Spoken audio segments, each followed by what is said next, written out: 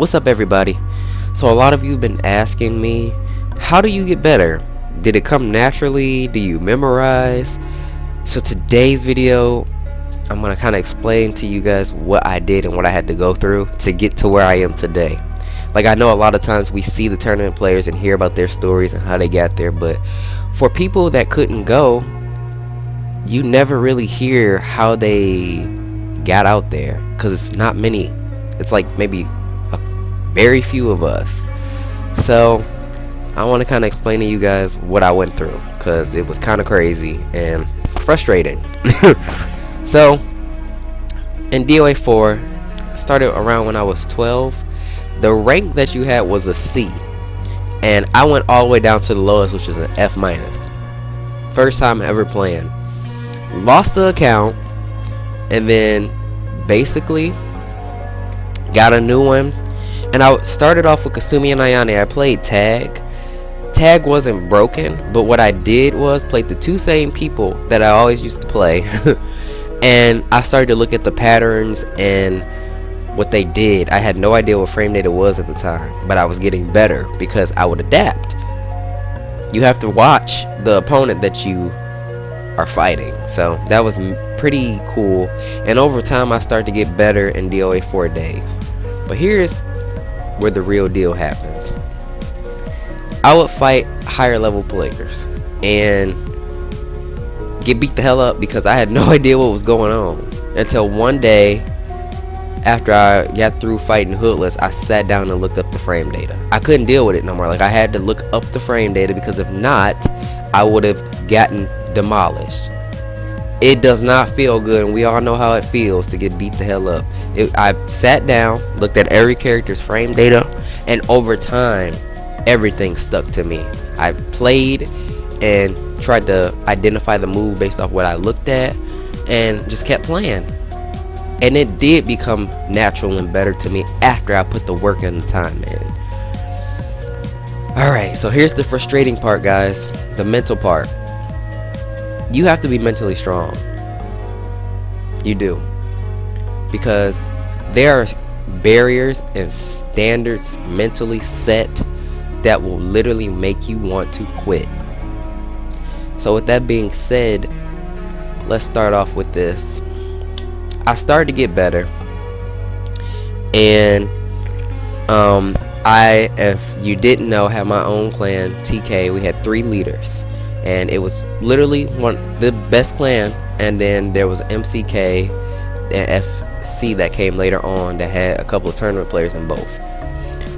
So during this MCK clan match, y'all, it was literally crazy. I had to fight Electrified Man, a couple of good people, Jaeger, I think. So yeah, I did something really amazing that I had been practicing for years that I could never get on any high level player. I practiced really hard for that clan match, and me and Email were fighting. I did something extremely crazy. I think I made a comeback or something, and this person was like, commentator, I forgot who it was. He was like, oh my god, Aqua, I've never seen this happen before, and Aqua continues to get better and better. Now, you know how we all are when we are getting better.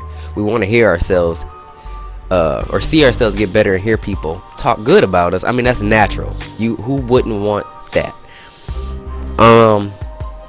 But then the other commentator said, Aqua's great, but Hajin is still the best Ayane.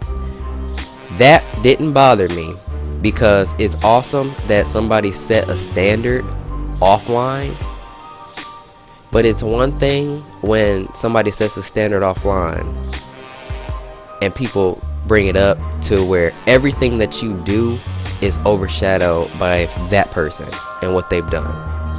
Okay, and that leads me to, I could not go offline. I wasn't, like, my parents weren't supportive of that at all when I was younger compared to some people, so I couldn't go, and that made it really hard for me to expand and get out there. I couldn't, because you hear a lot of tournament players go, oh well, you're not even trying. what the hell does that mean? You know what I mean? Like, life is life. Sometimes it keeps you from getting out there. So how else are you supposed to get your name out there? You know what I'm saying, y'all? I wanted to be different. I wanted to be unique. I wanted to be known as the best Diana. That was my goal. But I couldn't go off, and that was the biggest disadvantage that I had. So I had to work 3 times harder. Literally. Because everything that I did got overshadowed by Hadjin. And I'm sure other people would feel the same way, or deal with the same things, going and trying to do this with another character in the same situation that I had. So it was really frustrating. Wasn't mad at the fact that, you know, they were comparing me to Hadjin, but it was like certain things that I had done would get overshadowed, and it had nothing to do with him. So it was almost like, okay, are you doing this on purpose to make me feel like shit or what? You know what I'm saying? So you have to have thick skin, and that's why I say you have to be mentally strong. Like, I had to surpass all that and keep going, because it fueled me to be better and to keep moving. And I would continue to fight tourney players too, to test myself, because they would actually want to play me. And you know, you start winning, and then you hear the, well, if this is offline, this would probably be different. Even though you convincingly won. Oh yeah, perfect example. Like, I was fighting, I think it was Jaeger one time, because me and Hulish used to fight all the time. And he set a standard. He really did. Like, every rig, those two were different. It was 3 rigs, and Hulish was crazy. So fighting Hulish all the time really helped me learn how to fight rig.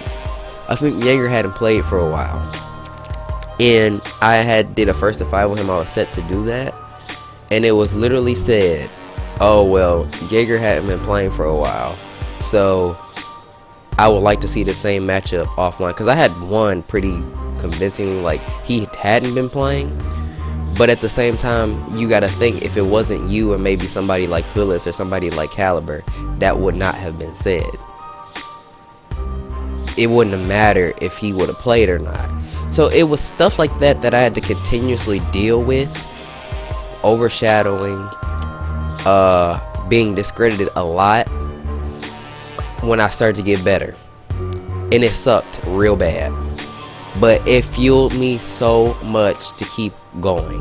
And it also kind of made me hate tournament players, because of certain comments they would give, and just would make you look like you were nobody. Like, oh, you're not a cool kid because you don't go off.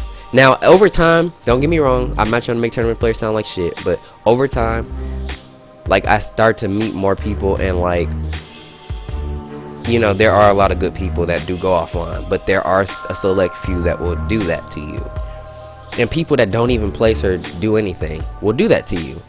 People are going to discredit you because of hating, and they'll talk about you. Like, that's another thing I want to get into. Look, I know we all have wanted to do something that we've seen a higher level player do, and I know there's people out there that have inspirations, but some of my favorite tournament players met the standard of quote unquote never meet your hero, even though they weren't a hero to me. True colors come out, and you do get hurt, or you may get hurt, or you may get upset, or you may get mad. Yeah, it's pretty screwed up. You have to legitimately be proud of yourself and everything that you do. Try to be different at the same time, and unique from the people that you call inspirations, because you can be better. Never try to copy a playstyle. Don't. Like, I cannot tell you how many times, y'all, when I was younger, that I played people like, oh my god, this is you, this is you. I have been told after I won to kill myself. No joke. It's not even funny. I did laugh because they were so upset. Or, who are you? Like, you're just nobody. And some of the same people in this installment come back, and they'll be like, oh hey, what's up? No joke. Within this community, I'm just like, alright, Wow, you forget things you do, huh? No, but yeah, if you are sensitive and you have other things going on in your life, you really have to keep a strong mind. You do, I'm serious. Because these people will say things to you that will just could potentially crush you. Me, I was already confident like in myself, you know, so, and I was building more. So it really didn't bother me. It just over time it confused me. I'm like, why are you guys trying to shit on the stuff that I'm doing? Like, and that leads me to another thing. How I supported the community and promote it and help people somewhat go offline, or try to. I would personally, before YouTube, sit down with people and help them when I started to gain knowledge. I literally did, and my way of trying to make myself stand out is I did online tournaments. I will never forget, like, starting from a loser's bracket to the tournament. It was like a Independence Day tournament, and I started from the loser's bracket just about and went to 3rd place. It was a big tournament with a lot of good people. Like, I think maybe only 5 tournament players were missing. 3rd place. Started from loser's bracket. The ESL tournaments at the end of DOA 5, if you don't know what those were or are, yeah, those were the first time, or first thing, set of tournaments that we did for the North American continent, and yeah, that was big. And I think they did it in Europe, and so yeah.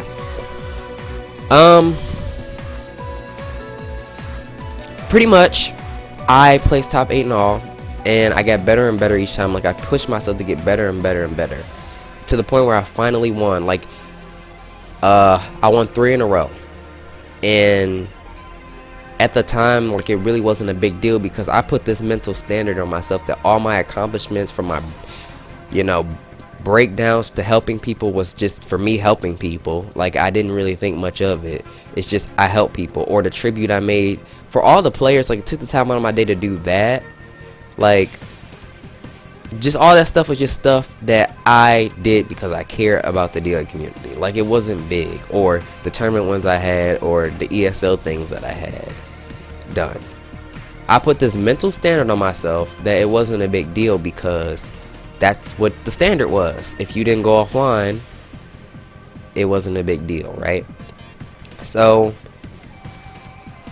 believe it or not, some of the people that I would literally personally sit down and help that go offline now, they placed a couple of times, like, pretty decently to good, will sit there and say it's a crime. Like, they make it seem like a crime if I got put over somebody else that placed, even if it had nothing to do with placing. How dare you put Aqua over this Helena player, or Aqua over this Ayane player, when he's placed and placed?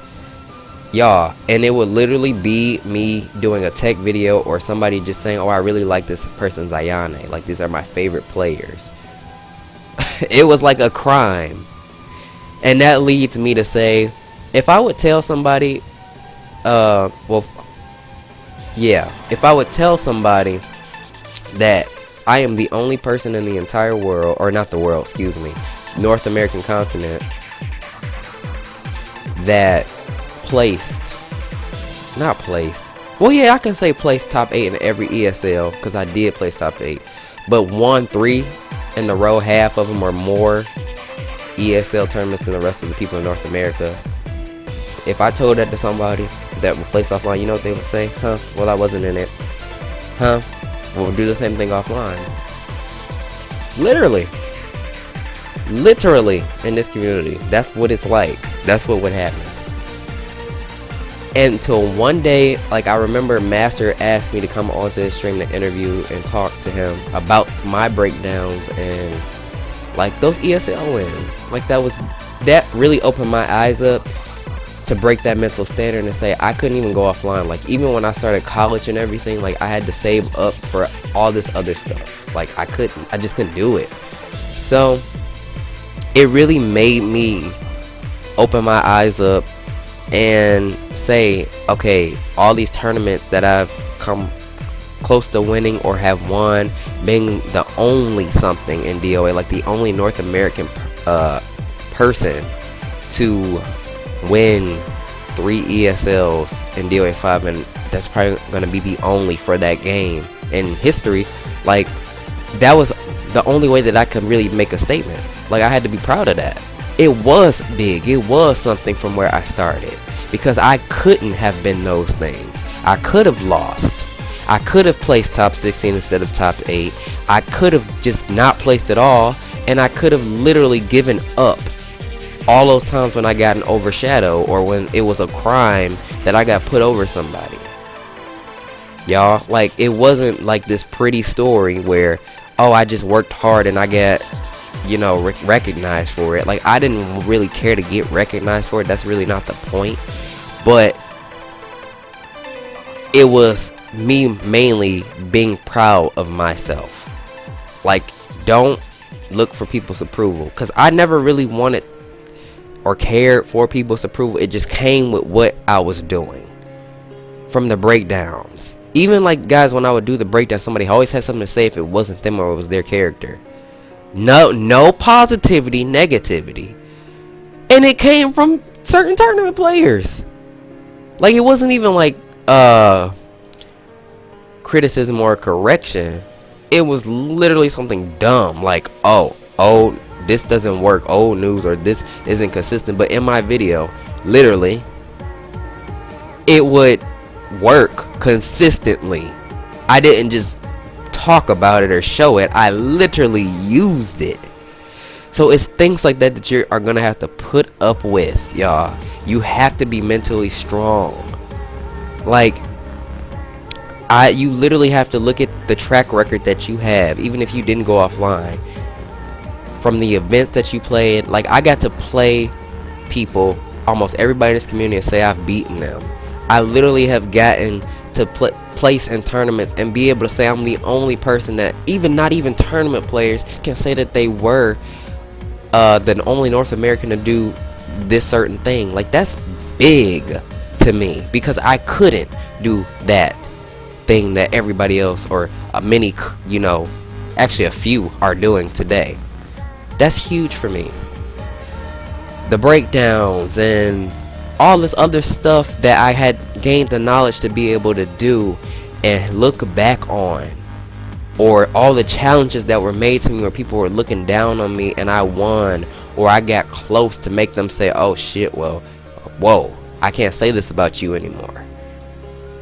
I had to break through so many mental barriers, y'all, to really appreciate what I did and how far I've come, and even be recognized. Like, when y'all tell me I want to be just like you or Subboy, like, that means a lot to us, because we both have went through barriers and stuff. But, you know, me personally, just doing all this stuff, like, that's huge. Like, we appreciate everything that you guys do when it comes to support. And for the people that literally sat there and did try to shit on everything I do, and to this day try to overshadow what I do, as far as I've come from that F- 12-year-old player to one of the best Iones in the community, yes, I'ma say it, because you know what, I put the time in and I am doing it, and with more characters. I can proudly say that, and don't give a damn what nobody feels about that. That's the mentality that you have to have, not cockiness, but confidence. Be proud of what you do, but don't be arrogant.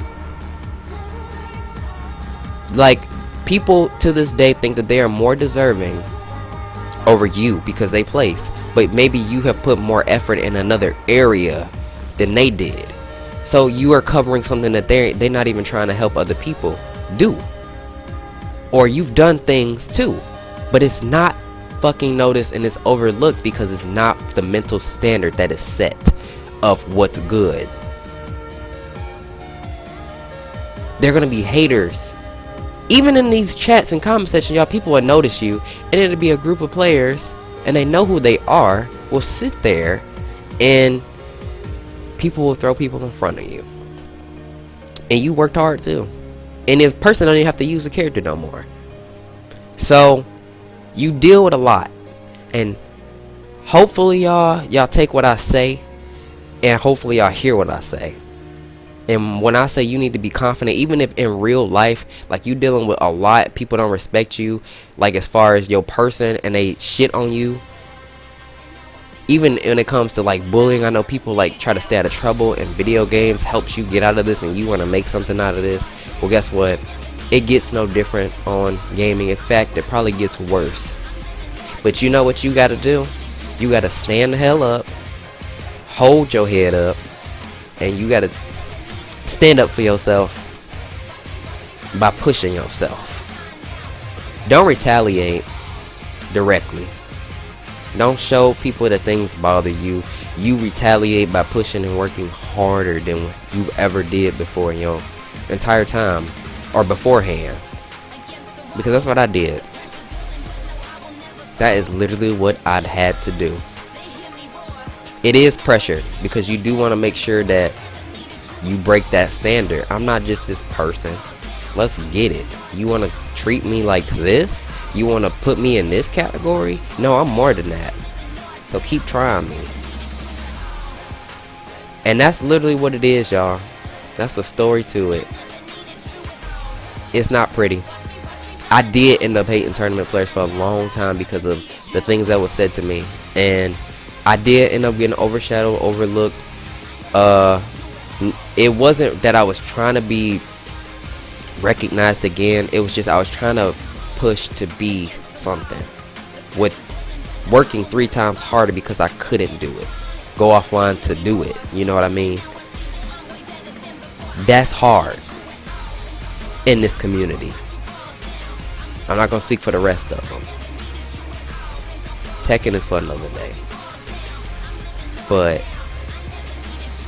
thank y'all for listening to this rant. And keep working hard, keep going, keep trying. Don't give up. I will see y'all in the next one.